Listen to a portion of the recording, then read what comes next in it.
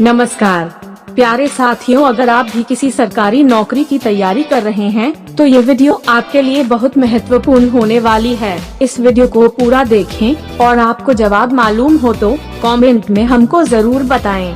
हमें आपके जवाब का इंतजार रहेगा।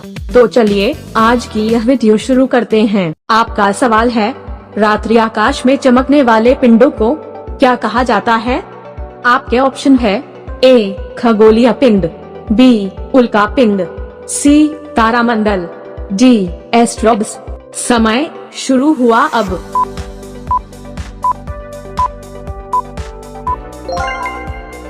आपका सही जवाब होगा ऑप्शन ए खगोलीय पिंड। सूर्य, चंद्रमा और वे सभी वस्तुएं जो रात के आकाश में चमकती हैं, आकाशीय पिंड या खगोलीय पिंड कहलाती हैं। आपका अगला सवाल है, दिन में 2 बार समुद्र के पानी लयबद्ध उतार चढ़ाव को क्या कहा जाता है? आपके ऑप्शन है ए लहर, बी सुनामी, सी ज्वार, डी धारा। समय शुरू हुआ अब।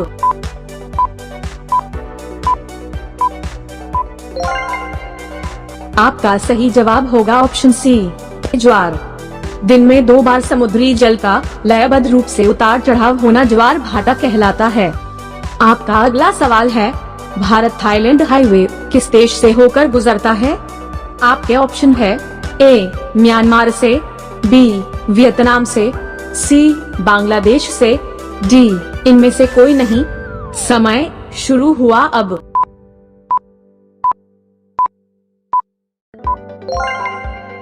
आपका सही जवाब होगा ऑप्शन ए म्यांमार से। भारत से थाईलैंड के लिए राजमार्ग म्यांमार से होकर गुजरता है। इस मार्ग से एशियान भारत मुक्त व्यापार क्षेत्र में व्यापार और वाणिज्य को बढ़ावा मिलने की उम्मीद है। भारत ने वियतनाम, लाओस और कंबोडिया तक राजमार्ग का विस्तार करने का भी प्रस्ताव दिया है। आपका सवाल है, किस महाद्वीप में एटलस पर्वत स्थित है? आपका ऑप्शन है A Asia, B Australia, C Europe, D Africa. समय शुरू हुआ अब।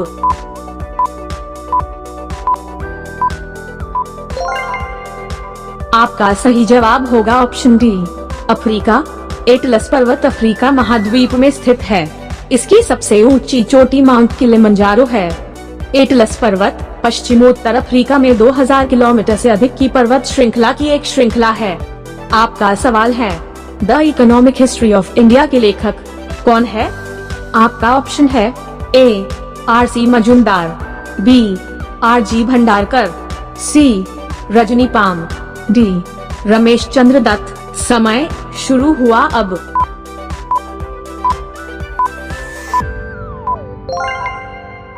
आपका सही जवाब होगा ऑप्शन डी रमेश चंद्र दत्त।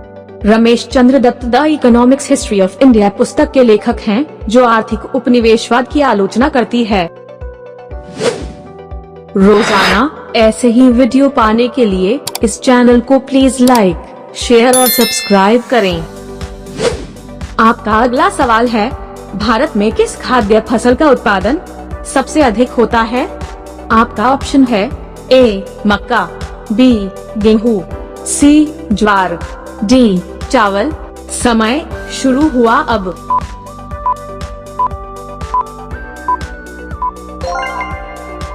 आपका सही जवाब होगा ऑप्शन डी चावल। भारत में सबसे ज्यादा उगाई जाने वाली फसल है चावल। पश्चिम बंगाल भारत का सबसे बड़ा चावल उत्पादक राज्य है और उत्तर प्रदेश चावल का दूसरा सबसे बड़ा उत्पादक है। आपका अगला सवाल है, भारत के रेल के डिब्बों को कहाँ बनाए जाते हैं? आपके ऑप्शन है ए कपूरथला, बी हैदराबाद, सी वाराणसी, डी जमशेदपुर। समय शुरू हुआ अब।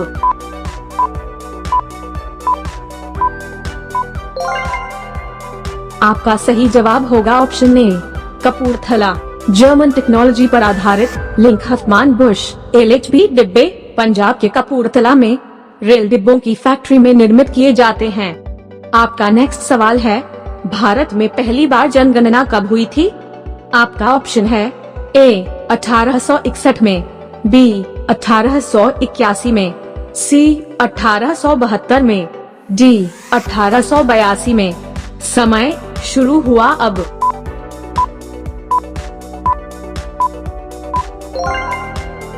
आपका सही जवाब होगा ऑप्शन सी। 1872 में आधुनिक भारत में जनगणना की शुरुआत के संबंध में बताया गया कि वर्ष 1872 में पहली जनगणना हुई। आपका अगला सवाल है, टिहरी जल विद्युत परिसर किस राज्य में स्थित है? आपका ऑप्शन है ए उत्तराखंड, बी उत्तर प्रदेश, सी हिमाचल प्रदेश, डी सिक्किम। समय शुरू हुआ अब।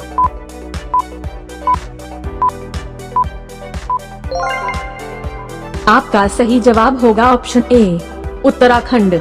टिहरी बांध टिहरी विकास परियोजना का एक प्राथमिक बांध है जो उत्तराखंड राज्य के टिहरी जिले में स्थित है। आपका अगला सवाल है, कार्ल मार्क्स किस देश के थे? आपके ऑप्शन है A France, B Germany, C Britain, D Italy. समय शुरू हुआ अब।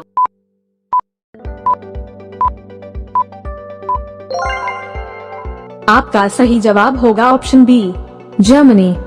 इनका जन्म 5 मई 1818 को जर्मनी के राइन प्रांत के ट्रियर नगर में एक यहूदी परिवार में हुआ था। रोजाना ऐसे ही इंटरेस्टिंग जीके वीडियो पाने के लिए इस चैनल को प्लीज लाइक, शेयर और सब्सक्राइब करें। आपका अगला सवाल है, भारत का सबसे पुराना यूरोपीय चर्च किस शहर में है? आपके ऑप्शन है ए सूरत में, बी कोचीन में, सी पुणे में, डी कानपुर में। समय शुरू हुआ अब।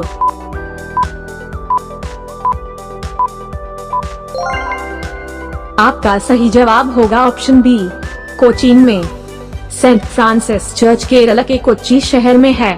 ये सन 1503 में बना है। इसे भारत का पहला यूरोपीय चर्च माना जाता है। इस चर्च से जुड़ी एक मान्यता ये भी है कि पुर्तगाली नाविक वास्को डी गामा को मरने के बाद इसी चर्च में दफनाया गया था। आपका अगला सवाल है, इंडिया गेट का डिजाइन किसने किया था? आपके ऑप्शन है A Bankim Chatterjee, B Lord Irwin, C Edwin Lutyens, D इनमें से कोई नहीं। समय शुरू हुआ अब।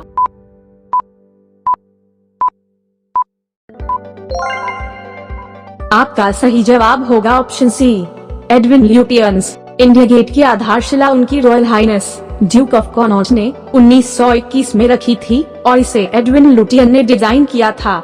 स्मारक को 10 साल बाद तत्कालीन वायसराय लॉर्ड इरविन ने राष्ट्र को समर्पित किया था। आपका अगला सवाल है, कर्मा नृत्य किस राज्य से संबंधित है? आपका ऑप्शन है ए उत्तर प्रदेश, बी अरुणाचल प्रदेश, सी मध्य प्रदेश, डी आंध्र प्रदेश। समय शुरू हुआ अब।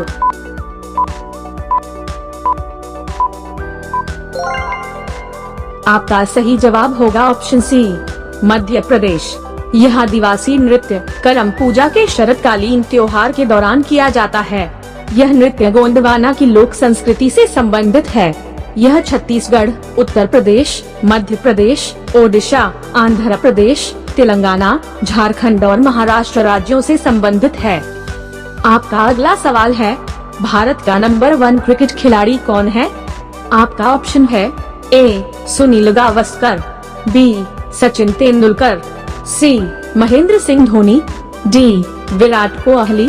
समय शुरू हुआ अब।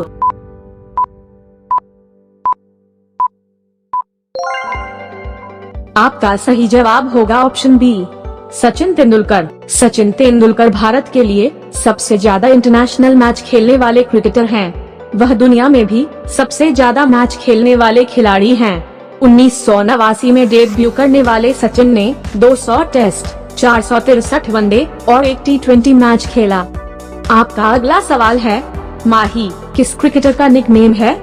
आपका ऑप्शन है ए कपिल देव, बी विराट कोहली, सी हार्दिक पांड्या, डी महेंद्र सिंह धोनी। समय शुरू हुआ अब।